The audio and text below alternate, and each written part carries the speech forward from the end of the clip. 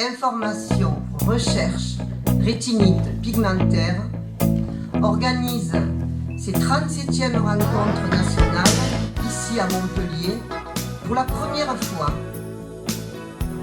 Troisième conférence, Alejandra Darwish-Mate, maître de conférence des universités, place de la chirurgie dans la thérapie génique. Donc bonjour à tous, j'espère que vous m'entendez bien. Oui. C'est un plaisir pour moi d'être ce matin avec vous. Je remercie Mme Dumas et les professeurs Monnier de m'avoir facilité par cette moyenne de vous présenter aujourd'hui la place de la chirurgie dans la thérapie génique.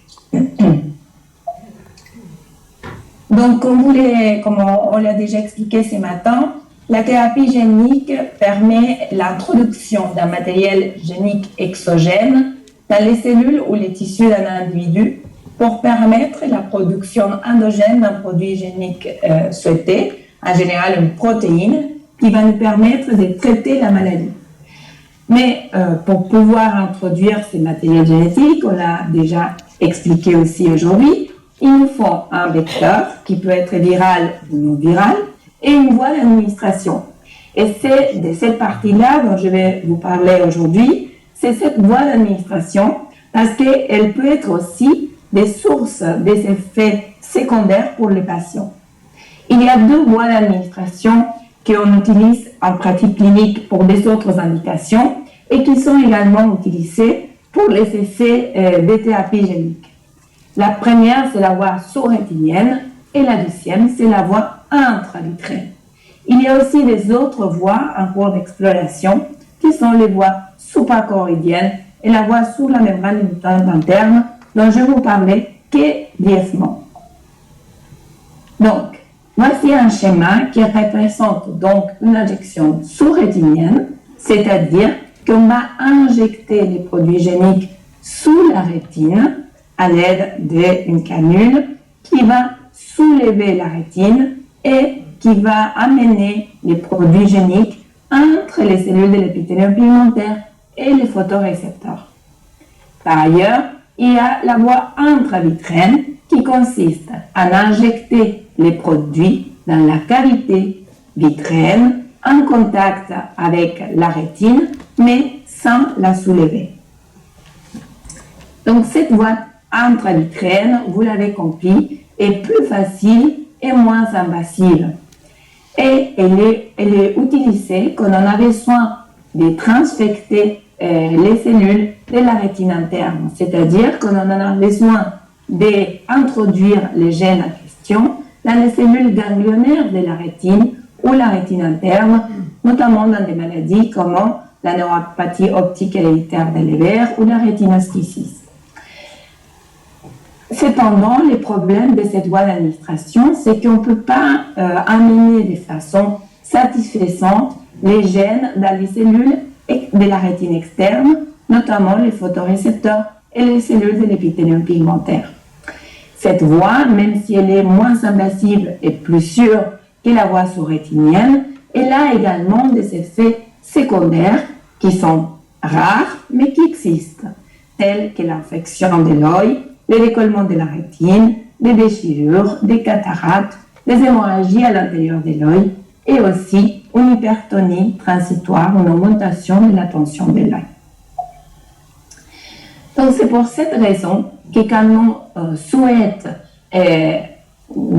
introduire un gène au niveau des cellules de l'épithélium pigmentaire ou des photorécepteurs, c'est-à-dire de la rétine externe, comme c'est le cas par exemple de l'amorose congénitale de Leber et la mutation du gène RPE65, on va utiliser cette injection sous-rétinienne qui va donc soulever la rétine, mais qui a comme inconvénient, on va dire, d'avoir besoin d'une chirurgie vitréorétinienne pour pouvoir délivrer cette injection. Elle a également des effets secondaires, comme l'infection de l'œil, le décollement de rétine, la formation d'un trou au niveau de la partie centrale de la rétine ou la progression d'une cataracte. Et c'est justement de cette chirurgie dont je vais vous parler.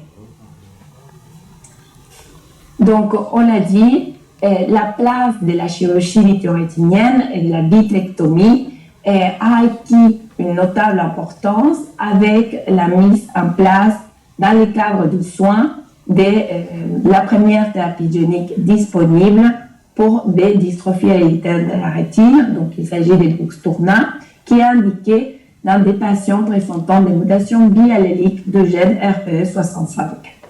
Cette thérapie utilise un vecteur viral et donc une administration sous la rétine de traitement. Cette chirurgie qui permet donc l'administration et la réalisation de cette injection sous-rétinienne est une technique qu'en fait on connaît depuis nombreuses années. Il s'agit d'une chirurgie qui est endoculaire et qui va avoir besoin d'être sous un microscope opératoire avec un système de visualisation particulier pour pouvoir accéder au fond d'œil, au vitré et à la rétine. Elle a besoin de 3 voies d'accès, comme vous pouvez voir ici en bleu, c'est ces petits trocars qui vont permettre l'introduction de la lumière et des instruments afin de pouvoir effectuer la chirurgie, puis l'injection sous-rétinienne. Et indépendant de la taille de ces petits trocars, on parle de vitrectomie 23G, 25G ou 27G. Actuellement, pour les injections de Luxturna, on utilise une vitrectomie 25G. Donc, à quoi consiste essentiellement cette chirurgie?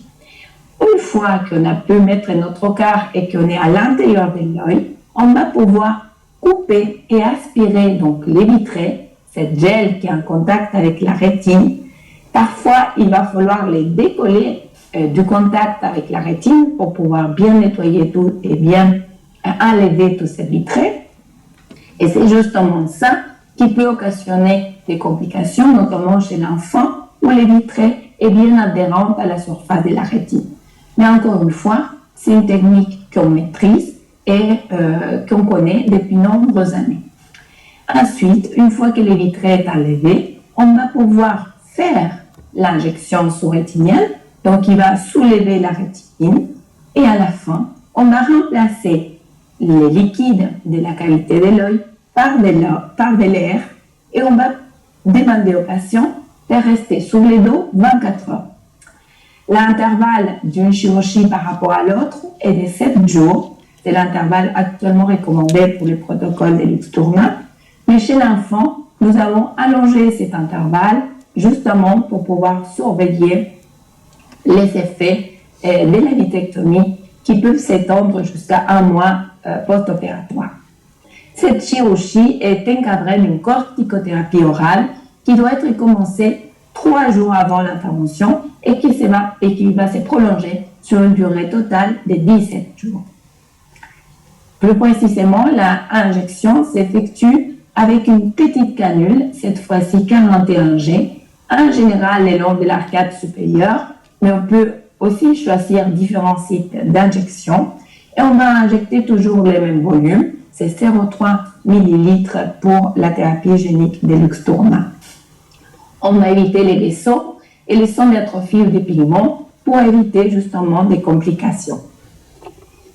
Donc, je vais vous montrer ici une vidéo d'un petit patient de 6 ans qu'on a opéré donc, dans les services d'ophtalmologie de l'hôpital Necker.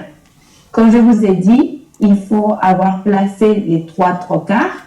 Et une fois que les trocars sont placés, on va avoir une vue de l'intérieur de l'œil. On va couper les vitrés, comme je vous l'ai dit, on va nettoyer. Vous les voyez comme des petites toiles d'araignée. Et ensuite, on va pouvoir, avec cette petite canule, et vous voyez là, soulever la rétine parce qu'on injecte donc les produits sous la rétine. Cette injection doit être faite de façon lente afin d'éviter qu'il y ait des complications, notamment un trou au niveau du centre de la vision, et de façon soutenue. Pour pouvoir réaliser l'injection, il y a un aide opératoire qui pousse dans les pistons de la seringue, ou bien on peut faire l'injection par contrôle avec un pédale au pied. Mais dans tous les cas, cette injection doit être lente. Il est important en fin d'intervention de surveiller qu'on n'a pas créé des lésions dans la rétine périphérique, des déchirures, des problèmes. Et ensuite, comme je vous l'ai dit, on remplace là par de l'air, on échange les fluides de la cavité de l'œil par de l'air, qui va permettre aussi une diffusion de produits sur la rétine. Et chez l'enfant, on finit avec toujours une suture des points d'entrée. Chez l'adulte, cette suture n'est pas toujours nécessaire. Ce protocole a besoin d'une coordination stricte et rigoureuse avec une équipe multidisciplinaire qui va inclure donc les anesthésistes, les pharmaciens qui préparent les produits, les infirmières de bloc opératoire, les chirurgiens, les brancardiers. C'est pour ça que les produits est pour l'instant réservé à l'utilisation hospitalière. Parce qu'en fait, depuis que les patients arrivent, il est vu par l'anesthésiste qui confirme que le patient est apte à la chirurgie. Et ensuite, la pharmacie va commencer la production du produit, la dilution, si vous voulez, qui prend environ 12 heures. Et puis, on a encore 12 heures pour l'injecter. Donc, on est large, mais il faut une certaine coordination pour que tout se passe en sécurité pour les patients et qu'on soit dans les délais impartis pour l'utilisation du médicament. Comme je vous l'ai dit, la vitrectomie est une chirurgie qui a quand même des effets secondaires, bien qu'on la connaisse, bien qu'on la maîtrise bien. Et je vous montre ici les pourcentages de complications qui ont été rapportés à un an par l'étude qui a permis l'autorisation par la FDA, qui est l'organisation des États-Unis qui autorise les médicaments, et de Luxturna. Donc, ils ont rapporté une élévation de la pression oculaire dans 20% des patients, une cataracte dans 15% des patients, une déchirure rétinienne dans 10%, une inflammation dans 10%, un trou maculaire dans 5% des patients et une membrane sur la rétine dans 5% des patients. C'est en effet des complications connues qu'on sait traiter, mais qu'on ne peut pas éviter à 100%. Je vous ai indiqué qu'il y a quand même des autres voies, des autres alternatives qui sont en cours d'exploration pour pouvoir délivrer donc la thérapie génique. Une de ces voies, c'est la voie suprachoroïdienne qui consiste avec une micro-aiguille de longer les sclères, qui est la partie blanche de l'œil, et de livrer les produits sous la choroïde, entre la choroïde et les sclères. Cependant, c'est une technique qui est en cours d'exploration et qu'on n'utilise pas en pratique clinique. Donc, du coup, en étant que chirurgien ou clinicien, on n'a pas de l'expérience là-dessus. Une autre voie est l'injection sous la membrane limitante interne. La membrane limitante interne est la couche la plus superficielle de la rétine. Cette voie, il permettrait de faire une injection sans soulever la neurorétine, donc sans décoller les photorécepteurs pour éviter qu'ils s'abîment. Et cependant, elle nécessite quand même d'une vitrectomie. Encore une fois, c'est des voies qui sont encore en cours d'exploration. Donc, en conclusion, la vitrectomie est la technique qui aujourd'hui nous permet l'administration des nouvelles thérapies géniques qui sont autorisées dans les cadres de soins. C'est une technique qui est connue depuis plusieurs années avec un bon profil de sécurité.